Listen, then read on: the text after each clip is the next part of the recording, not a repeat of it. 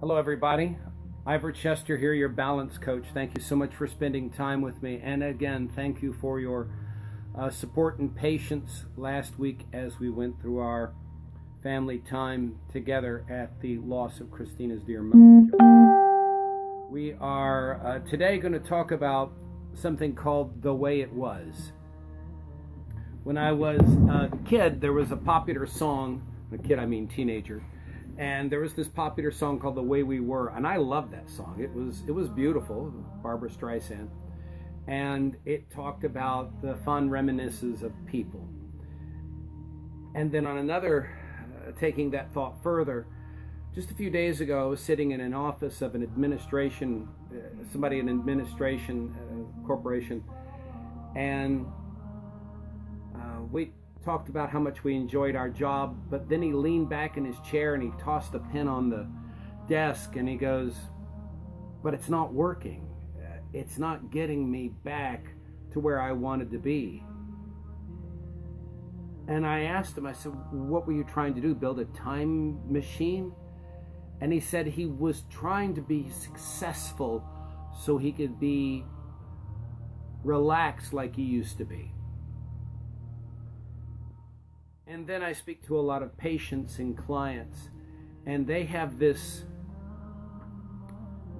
longing and this faulty belief system that because they have, in their eyes, screwed up.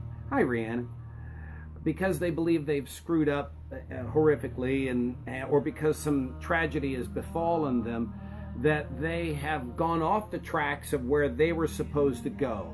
Well, the reality is to all this, to the administrative official and the clients and the patients, or even myself, we're not supposed to get back the way we were.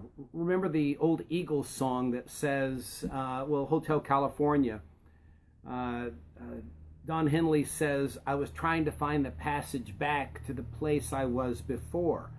And I believe that song, by the way, is about addiction.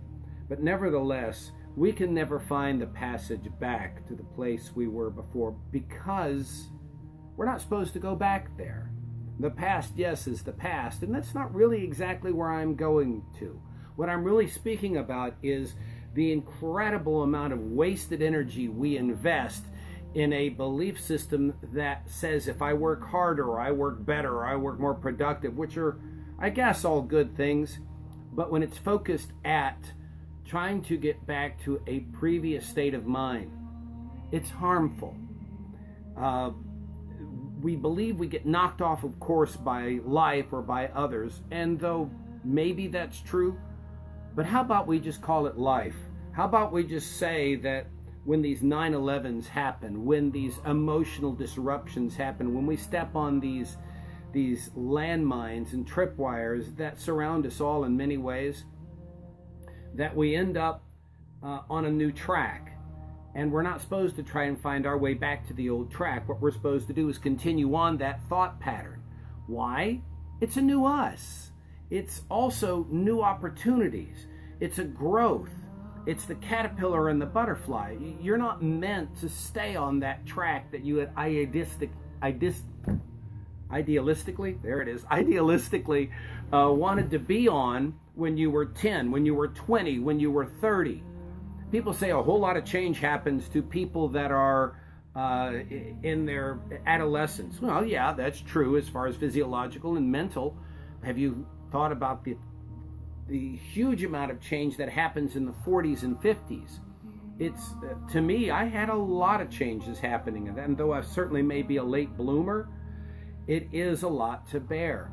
And I stopped at that time, in my 40s, stopped trying to get back to who I was, because I realized that that was just a young version of me. And it not was just trying to grow up, it was trying to grow into me. That new rail, that new path, that new road, we are expected to move on to. Why? So you can become better at your job, at selling something to somebody, selling what you're trying to do, selling a belief, selling a new future to people so that they can invest in themselves. And this isn't really about sales. What it truly is about is encouraging people. working at the hospital, I feel like I'm in sales. In what? Not in my belief or a package that I have. I'm trying to sell them on their own future. They don't want to invest. They want to keep going back to the old products. You know, when you buy a product, eventually it runs out. And when it runs out, you don't keep the product, even though it may be cool packaging like an old Avon package. They used to have, you know, shampoo and Snoopy dolls and things like that. They were fun to play with, but when you're in your 50s, it gets kind of old. So you have to have a new purchase. You have to buy something new. You have to invest in something else. And remember, when I say invest, I'm talking about putting in something and expecting a return. So you want to invest in you.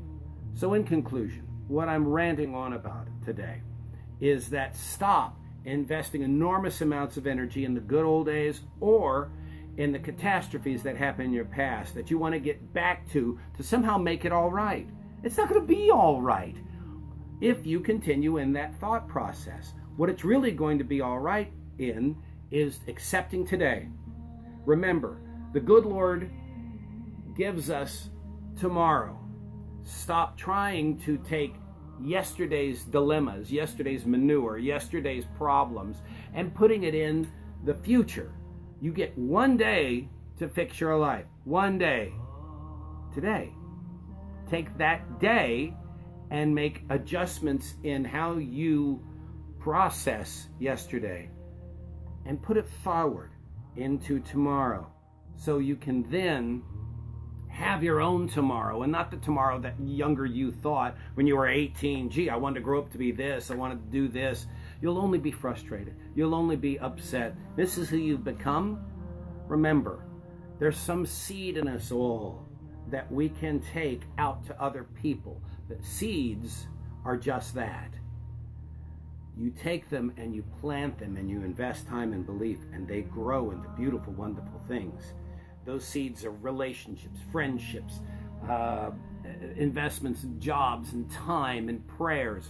So take that time. All right? My name is Ivor Chester. I'm the Balance Coach. We're going to be continuing our seminars here in Irving. We're going to be restarting them week after next on my book called Live Your Worth. You can also find me, that information is going to be on the Ivor Chester website, ivorchester.com. I'm on Instagram. I'm on Twitter. I'm on my chair right now, but I'm on my way. I'm going to meet an old friend of mine. And we aren't living the past. We are moving forward into the future. God bless you very much for your time and belief. Beth, appreciate you coming in. Rhiannon, both of you, God bless. We'll speak to you soon. Until then, tomorrow, 12:30. See you then.